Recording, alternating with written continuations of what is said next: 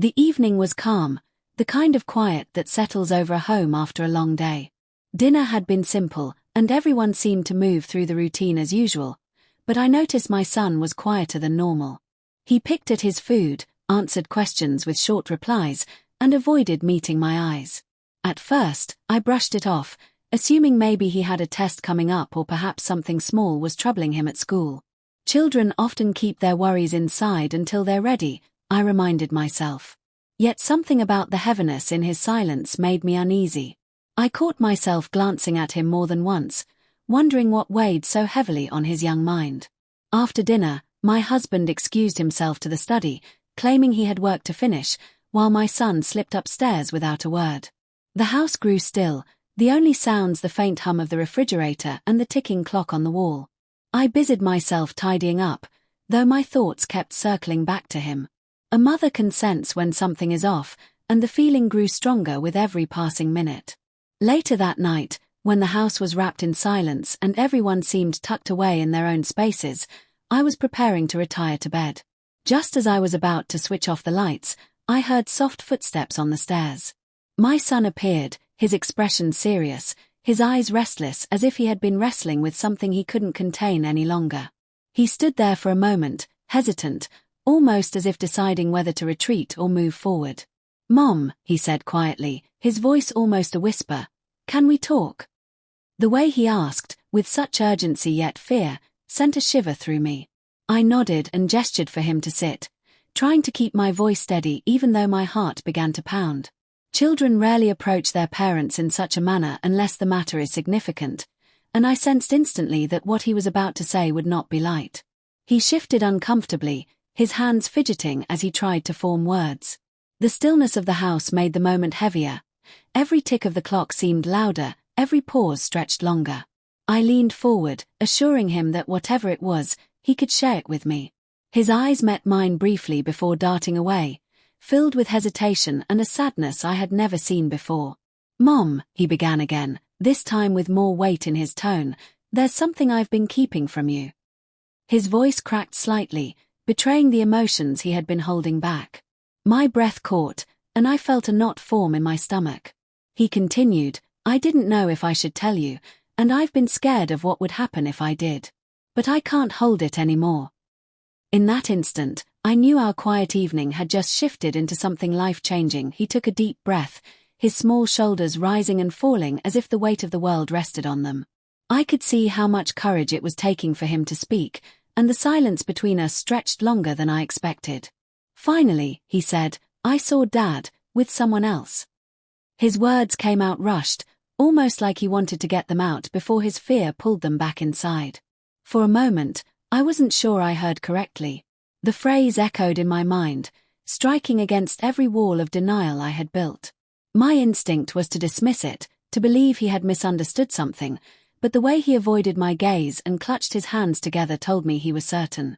I swallowed hard, trying to steady my voice as I asked gently, "What do you mean, sweetheart?" He shifted again, his eyes flickering with guilt, then slowly explained. He told me he had seen his father a few weeks back, parked outside a small cafe. At first, he thought it was nothing unusual, but when he looked closer, he realized his father wasn't alone. A woman sat across from him, laughing, leaning closer than friends normally do. He described how he stood frozen, hidden behind the corner, unsure whether to approach or leave. The sight burned into his memory, his father reaching across the table to hold her hand, a smile on his face that wasn't the tired, familiar one we saw at home, but something softer, almost secretive. My son's voice trembled as he recounted it, and I could feel his pain in every word. He told me he had convinced himself it was a misunderstanding, but then it happened again. Another time, another place. This time he saw them outside, walking together as though they belonged to each other. The detail in his story left little room for doubt, yet my heart screamed for it not to be true. I could hear my pulse in my ears as he spoke, each word slicing through the fragile peace I had always believed in. I tried to keep my face calm for his sake, though inside I felt myself unraveling. He paused, looking at me with wide, fearful eyes, as if waiting for anger or disbelief. Instead, I reached out, placing my hand over his trembling fingers. "You're safe to tell me this," I whispered, even though I was anything but safe inside. He nodded, tears welling in his eyes. "I didn't know if I should say anything, Mom. I didn't want to hurt you, but I couldn't just stay quiet." I kept thinking, what if it never stops? What if you never know? His words carried both guilt and love, and in that moment, I realized the depth of the burden he had carried alone. I wanted to protect him from this truth, shield him from the cruelty of betrayal, but it was too late. He had seen it with his own eyes, and now we both carried the weight together. That night, after he finally went upstairs, I sat alone in the dim glow of the lamp, unable to move. His words repeated over and over in my mind until they were no longer words but sharp echoes that tore at my chest. I wanted to believe there had been some mistake, that a child's eyes had misread what they saw, but deep down I knew my son spoke the truth. The certainty in his tone, the way his hand shook, the guilt that had weighed on him, it was too real to dismiss. A storm gathered inside me, one I could not calm no matter how hard I tried. I thought back to the moments I had ignored. Late nights at the office, quick phone calls that ended abruptly when I entered the room, excuses about traffic or extra meetings. I had brushed them aside, telling myself not to doubt, convincing myself that love meant trust. But now, in the silence of my living room, all those little fragments pieced themselves together into a picture I wished I had never seen. The betrayal I had only imagined before now stood before me, painted clearly by my son's words. I pressed my hands against my face, fighting the sting of tears, but they came anyway. My heart ached not just for myself but for him, for the innocence that had been stolen when he saw something no child should ever have to witness. I felt anger toward my husband for putting our son in this position, for making him carry a truth so heavy it nearly broke him. And yet, mixed with that anger was sorrow, because the man I thought I knew, the life we had built, now seemed like fragile glass, ready to shatter at the slightest touch. As I sat in the darkness, I kept hearing my son's question echo, "Did I do the right thing?" He had looked at me with such desperation, needing reassurance that his honesty would not destroy us. I wanted to tell him it was all going to be fine, that speaking up was the best thing he could have done, but inside, I was terrified. I leaned on the only truth I could hold on to, that trust between a parent and child must never break, so I whispered to myself that he had been brave, that he had saved me from living blind in a lie. The night stretched long, each hour pulling me further into doubt and sorrow. I thought of confronting my husband immediately, of demanding answers then and there, but fear held me back. What if he denied it? What if he twisted the truth and made me doubt my son? Worse, what if he admitted it and the reality crushed everything we had left? I lay awake, torn between protecting my child from the chaos of confrontation and needing to protect myself from the slow poison of deceit. By dawn, I was no closer to peace, but one thing became clear. I could not ignore this anymore. The truth had already entered our home, spoken in a whisper by my son, and it would not let me rest until I faced it. The morning arrived heavy, carrying with it the weight of the decision I had made through the night.